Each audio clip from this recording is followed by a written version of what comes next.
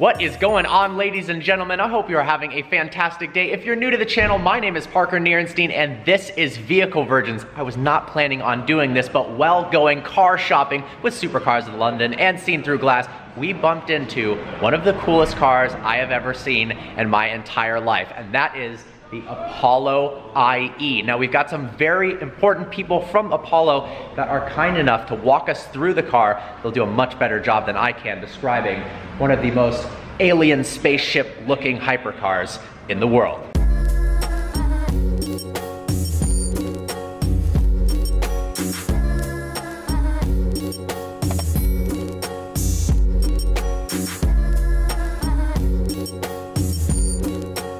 Ryan, thanks for taking the time to show me the car. My pleasure, my pleasure. So what, for my audience who have never seen, and many people who haven't seen this car before, what are we looking at and where does it fit into the market?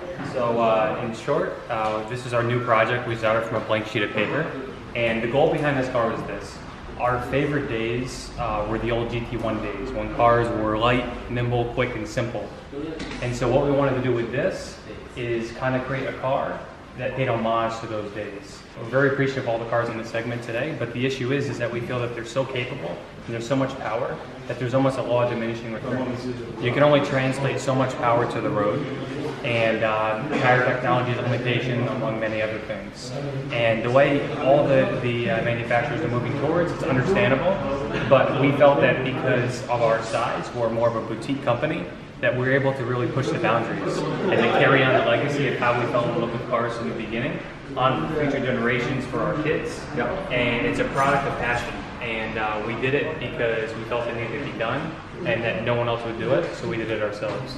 So starting from the chassis, it's a completely bespoke, all carbon fiber chassis, including not just the tub, but the front and rear subframes, and the front and rear crash structures are all carbon.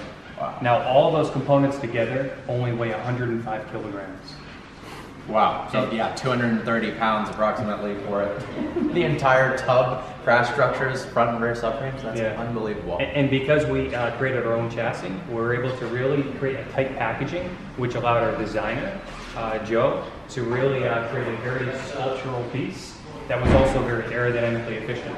So, if you notice the proportions, Parker, they're very reminiscent of the old CLK GTR, the McLaren F1, GTR Longtail, and the proportions are very unique in the segment today. So our niche is, we're not out to produce a numbers car. We're not out to implement turbos or hybrid systems, although we could. We wanted to do something, like I said, that was simple, that had a naturally aspirated V12 engine, that was really an experience to drive, regardless of the speed. It sounds absolutely insane. I've seen a couple videos, guys, on Instagram of this thing doing burnouts, and you were saying it wasn't even at 4,000 RPMs yet, and it's like the most piercing, sounds better than a Zonda, which is like an impossible statement, but if you've heard it, and there's like Zondas all over this room, it is insane. So what are the figures, horsepower? Weight? Yeah, so basically a natural aspirated V12, it's putting out around 780 horsepower, and the weight is 1,250 kilograms. So even though we didn't implement turbos or hybrids, it'd still be very quick. But in addition to that, because we were able to create a very tight packaging, the car is very aerodynamically efficient. And as you know, in racing, active aero is not allowed. Yeah. So with this car, in the spirit of keeping things very mechanical and analog, we have no active aero.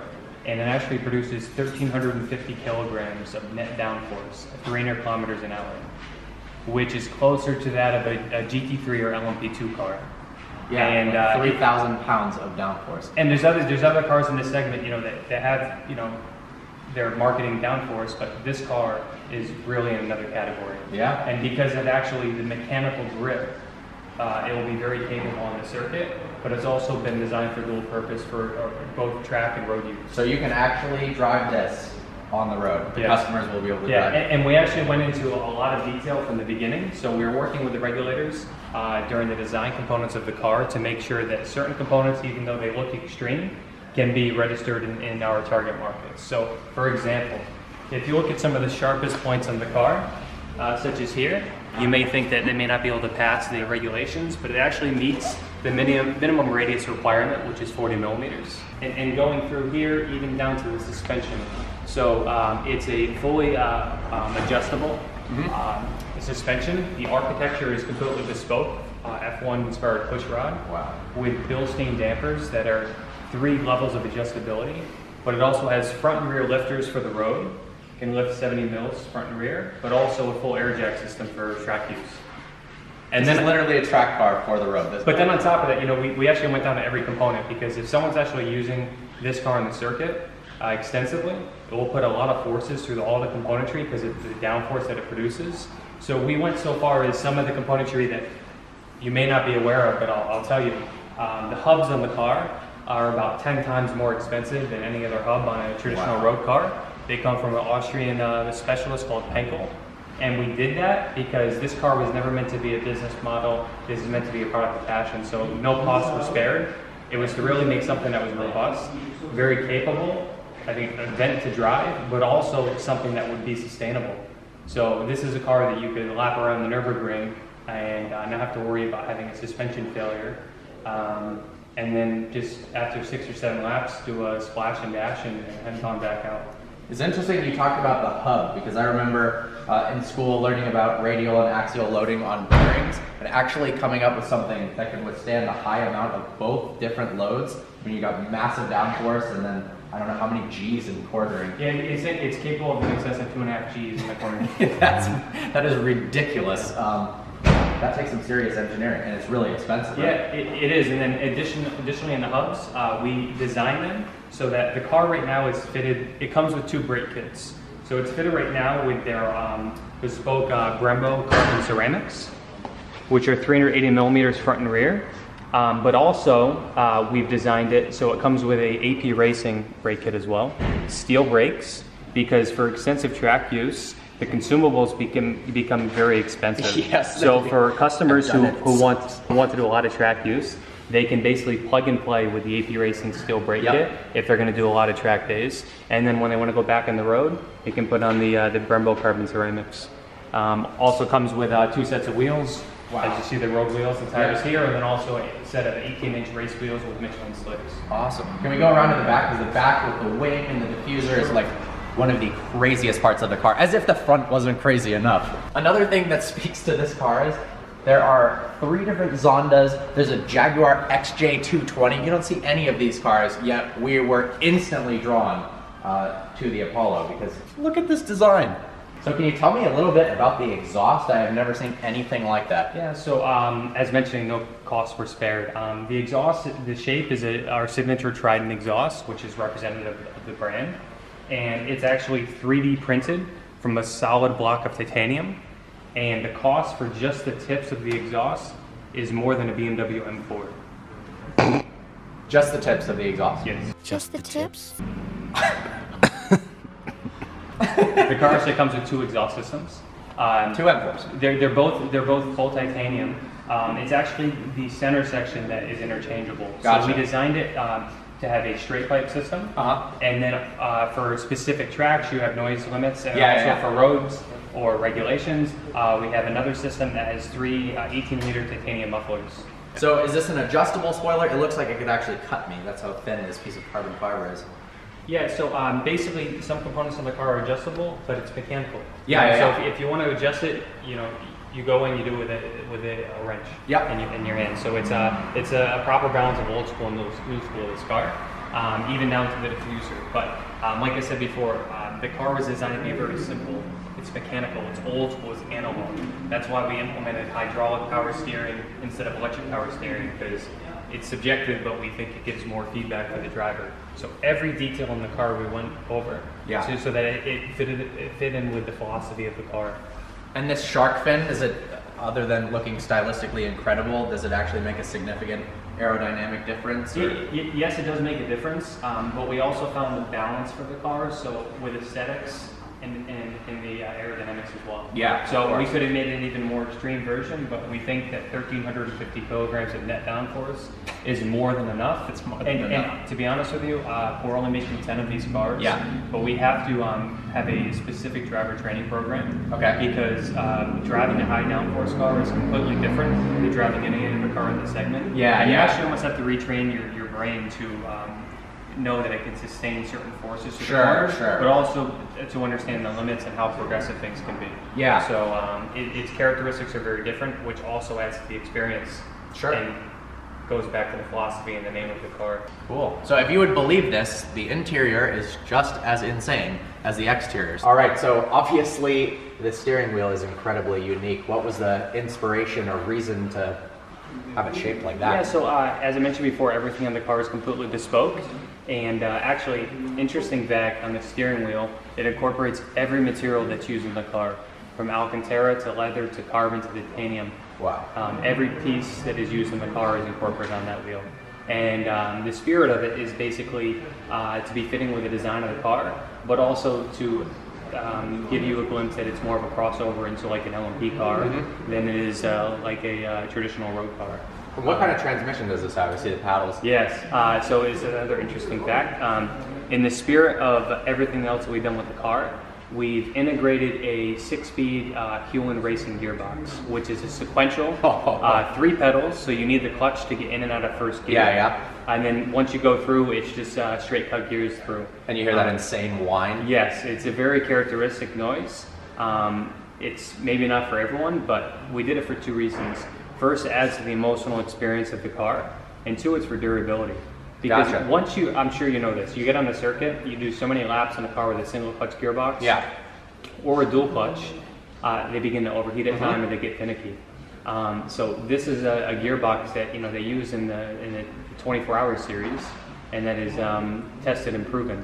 And also, like I said, fits into the philosophy that it's an homage to the old days. It's a bit of old and new. It brings forward-looking thinking with the carbon chassis and the design, but also a bit of nostalgia as well with the mechanical componentry. Sure. And then come around here, look how unique the seat is. So it isn't actually a seat itself, it's padding built into the carbon fiber tub? So again, this is our bespoke tub. And within the tub, there's a carbon skin. So each owner is 3D scanned. Sure. So not only the pads, but actually the skin that lines the tub is modified to their shape. People may say, okay, so how can this go on a racetrack? What about the safety? We don't see a roll cage. Yeah. We've actually designed and developed a monocell into our tub. Okay. So that there's no need for traditional roll cage, but it meets the safety requirements. On the dash here, it's completely customizable, but I'll go through some of the settings here. Wow. So here you have the ABS map, and then if we go through to the next setting, you have 3 engine maps. Sure. Traction control engine maps. Okay. And then we'll go through the next setting, which is your traction control, which there's 12 settings. Wow, that's cool. That's like a race car. But unlike many other cars, everything can be turned off. Gotcha. So if you want nothing, you get nothing. Yeah. And it's not that there's some override in the background that's working behind the scenes. Sure. It's just raw.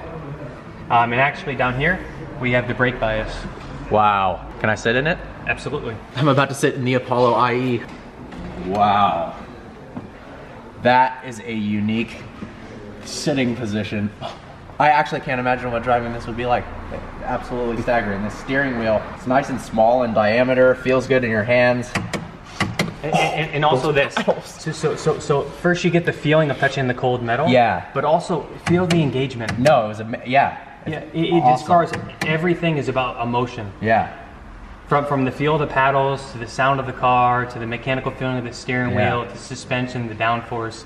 It's like an aggregate of everything that provides something that's completely different than anyone else in the segment today. And that's our niche. The car isn't moving, and I can actually, from how intense and how much carbon and how kind of hard the seats are, I can imagine how visceral and how insane driving this would be. If you look above, Yeah. you see the gold button there Yeah. that says Inizio. That's the ignition.